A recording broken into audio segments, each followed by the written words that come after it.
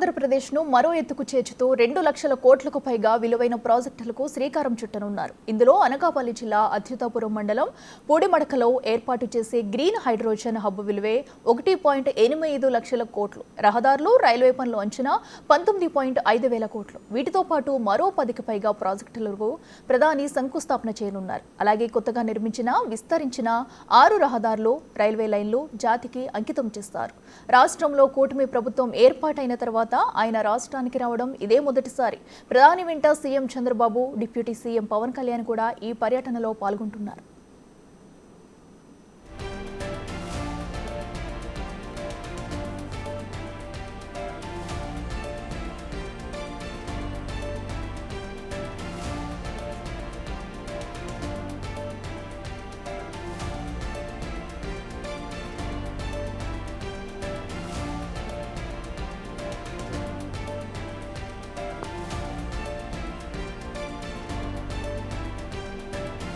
అనకాపల్లి జిల్లా అచ్యుతాపురం మండలం పూడిమడకలో 1200 ఎకరాల్లో ఎన్టీపీసీ గ్రీన్ హైడ్రోజన్ హబ్ ఏర్పాటు చేస్తారు. 1.85 కోట్ల భారీ పెట్టుబడితో చేపట్టే ఈ ప్రాజెక్టు ద్వారా 25,000 మందికి ఉపాధి లభించనుంది.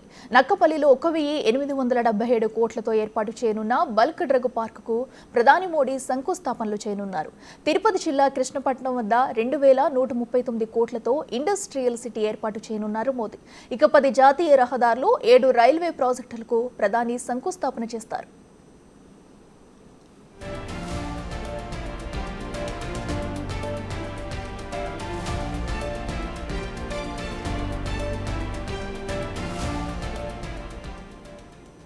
ఇక మోదీ పర్యటనకు సంబంధించి మరింత సమాచారం అందించేందుకు వైజాగ్ నుంచి మా ప్రతినిధి రాజు లైవ్ లో అందుబాటులో ఉన్నారు. సభ దగ్గర నుంచి రాజు, చెప్పండి, ఈ రోజు అయితే వైజాగ్ వరాల జల్లు కురిపించే విధంగా కూడా భారీ మొత్తంలో అటు పలు కార్యక్రమాలకు శంకుస్థాపనలు చేయబోతున్నారు. జాతీయ రహదారులు కూడా జాతికి అంకితం చేయబోతున్నారు ప్రధాని మోడీ. అక్కడ ప్రస్తుతం ఏర్పాట్లు ఎలా జరుగుతున్నాయి, ఈ కార్యక్రమాలన్నీ కూడా ఎప్పటి వరకు పూర్తవుతాయి, డీటెయిల్స్ ఏంటి?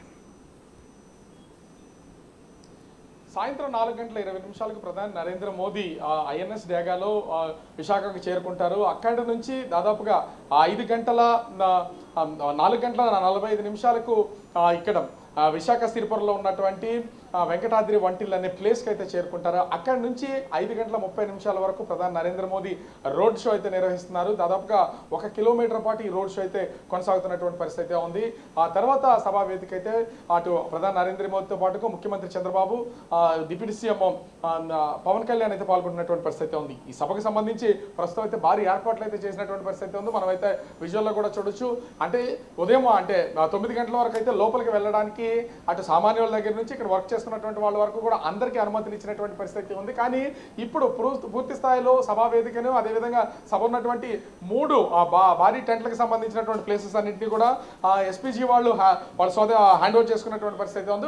ప్రస్తుతం ఎస్పీజీ అండర్లో ఉన్నటువంటి పరిస్థితి ఉంది. ఇక బయట మొత్తం ఆ ప్రాంతం మొత్తం అన్ని కూడా పోలీసులు, దాదాపుగా 4,000 మంది పోలీసులు అయితే ప్రస్తుతం వాళ్ళ అధీనంలోకి తీసుకున్నటువంటి పరిస్థితి అయితే చూడొచ్చు.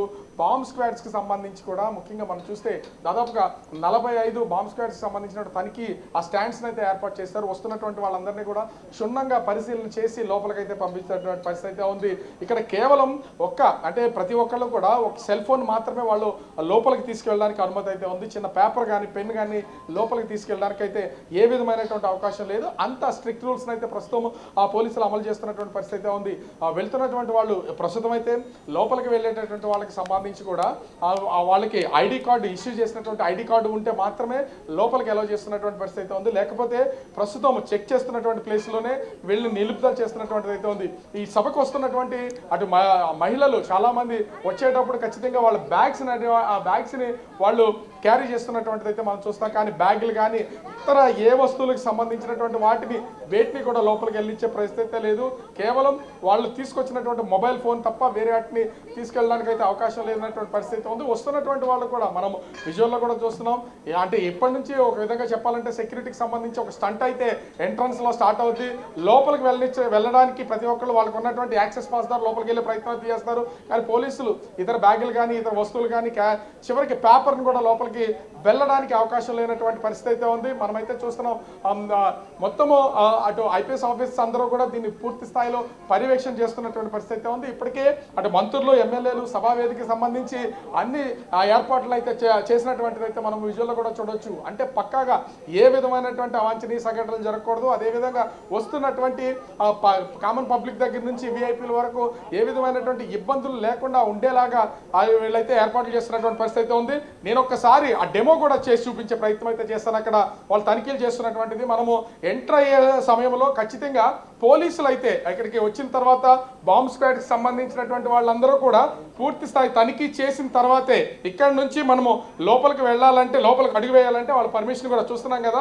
ఎవరైనా సరే యాక్సెస్ కార్డు ఉంటేనే లోపలికి వెళ్తారు. అలా ప్రతిదీ క్షుణ్ణంగా తనిఖీలు చేయడంతో పాటుగా ఎదురుగా కనిపిస్తున్నటువంటి అంటే చాలా మంది మహిళలు వస్తూ ఉంటారు, విఐపీలో కూడా ఎవరు వచ్చినా కూడా అక్కడ మొత్తం పూర్తి స్థాయిలో తనిఖీలు చేసిన తర్వాత వాళ్ళు పంపిస్తున్నటువంటి పరిస్థితి అయితే ఉంది. ఆఫీసర్స్ అయినా కావచ్చు, ఎవరినైనా వేటిని ఎలక్ట్రానిక్స్కి సంబంధించినటువంటి వేటిని లోపలికి ఎలా చేసే పరిస్థితి లేదు. వాళ్ళు చూపిస్తున్నటువంటి డ్రై ఫ్రూట్స్ తీసుకుని వచ్చామో, చార్జర్ తీసుకుని వచ్చామో వాటిని కూడా లోపలికి ఎలా చేయమని ప్రస్తుతం అయితే అడుగుతున్నటువంటి పరిస్థితి అయితే ఉంది.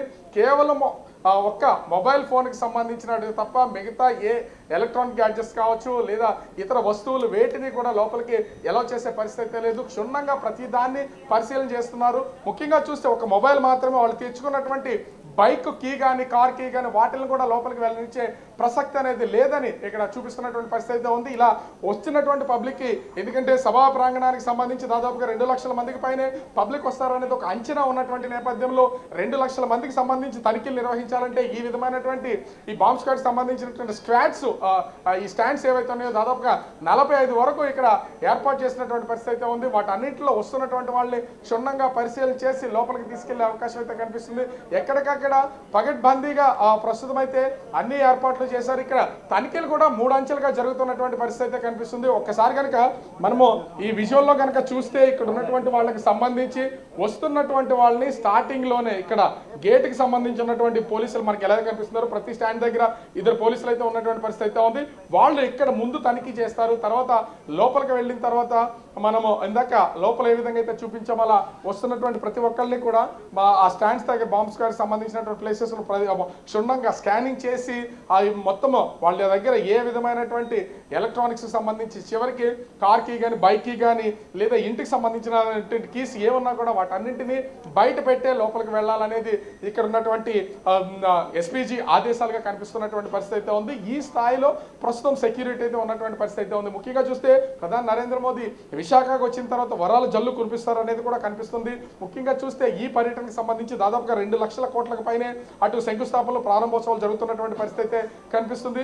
ముఖ్యంగా అటు అచ్యుతాపురం ఎస్సీజెడ్కి సంబంధించి గ్రీన్ హైడ్రోజన్ ప్రాజెక్టు దాదాపుగా 1,85,000 కోట్ల రూపాయల ప్రాజెక్టుకి శంకుస్థాపన చేయడంతో పాటుగా నక్కపల్లి దగ్గర బల్క్ డ్రగ్ పార్క్ని 1,877 కోట్లతో శంకుస్థాపన అయితే చేస్తారు. దాంతోపాటుగా 10 జాతీయ రహదారులు, 7 రైల్వే ప్రాజెక్టులకు సంబంధించి శంకుస్థాపనలు అయితే జరుగుతున్నటువంటి పరిస్థితి అయితే ఉంది. వీటితో పాటుగా దాదాపుగా మరొక 7 జాతీయ ప్రాజెక్టులతో పాటుగా జాతీయ రహదారులతో పాటుగా మరొక 3 రైల్వే ప్రాజెక్టులకైతే ప్రారంభోత్సవాలు చేయడానికి సిద్ధమవుతున్నటువంటి పరిస్థితి అయితే ఉంది. మరొక 2,139 కోట్లతో తిరుపతి కృష్ణపట్నం దగ్గర కృష్ణపట్నం అనే చోట ఇండస్ట్రియల్ సిటీని శంకుస్థాపన అయితే చేస్తున్నటువంటి పరిస్థితి అయితే ఉంది.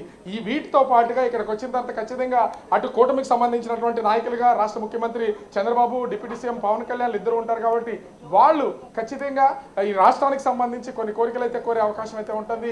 ఆ కోరికలన్నింటికి సంబంధించి కూడా ఇప్పటికే పూర్తి స్థాయిలో సంసిద్ధమైనటువంటి నేపథ్యంలో వాటి కూడా హామీలు ఇచ్చి వరాలు జల్లు కురిపిస్తారనేది కూడా ఇక్కడ నమ్ముతున్నటువంటి పరిస్థితి కనిపిస్తుంది. చూస్తున్నాం కదా, సెక్యూరిటీకి సంబంధించి ప్రతిదాన్ని క్షుణ్ణంగా పరిశీలిస్తున్నటువంటి నేపథ్యంలో ఎక్కడ ఏది ఆపకుండా ఉండేలాగా, ఇబ్బందులు కలగకుండా ఉండేలాగా చూస్తున్నారు. వస్తున్నటువంటి వాళ్ళు ప్రతి దాన్ని క్షుణ్ణంగా పరిశీలిస్తున్నటువంటి పరిస్థితి అయితే కనిపిస్తుంది. అయితే ఇప్పటికే అటు ఉమ్మడి విశాఖ జిల్లాకు సంబంధించి సిపిఎం నాయకులు, సిపిఐ నాయకులు ప్రతినిధులతో పాటుగా అటు స్టీల్ ప్లాంట్ కి సంబంధించినటువంటి వాళ్ళు, అదేవిధంగా బల్క్ డ్రగ్ పార్క్ కి సంబంధించి శంకుస్థాపన జరుగుతున్నటువంటి నేపథ్యంలో అక్కడ దాన్ని నిరసన తెలుపుతున్నటువంటి వాళ్ళని కూడా హౌస్ అరెస్ట్ చేసినటువంటి పరిస్థితి ఉంది. స్టీల్ ప్లాంట్ ప్రైవేటీకరణ అంశం కూడా తెర మీదకి వస్తున్నటువంటి నేపథ్యంలో ప్రధానికి సభా వేదిక దగ్గర ఎవరైనా నిరసన తెలియజేస్తారని ఆ నాయకులందరినీ కూడా ఇప్పటికీ హౌస్ అరెస్ట్ చేసినటువంటి పరిస్థితి ఉంది. పూర్తి స్థాయిలో ఈ ప్రధాని నరేంద్ర మోదీకి సంబంధించినటువంటి సభను విజయవంతం చేయాలి. ముఖ్యంగా చూస్తే ఎన్నికల తర్వాత మొట్టమొదటిసారిగా ఆంధ్రప్రదేశ్లోకి వస్తున్నటువంటి పరిస్థితి కనిపిస్తుంది. ఆంధ్రప్రదేశ్లో తొలిసారి విశాఖపట్నంగా వస్తున్నటువంటి నేపథ్యంలో దీన్ని విజయవంతంగా పూర్తి చేసి అటు ప్రధానికి ఘనమైనటువంటి స్వాగతంతో పాటుగా ఘనమైనటువంటి వీడ్కోలు పలకడానికి పూర్తి స్థాయి ఏర్పాట్లు అయితే ప్రభుత్వం చేసినటువంటి పరిస్థితి కనిపిస్తుంది. Akhila. Right Raju, thank you.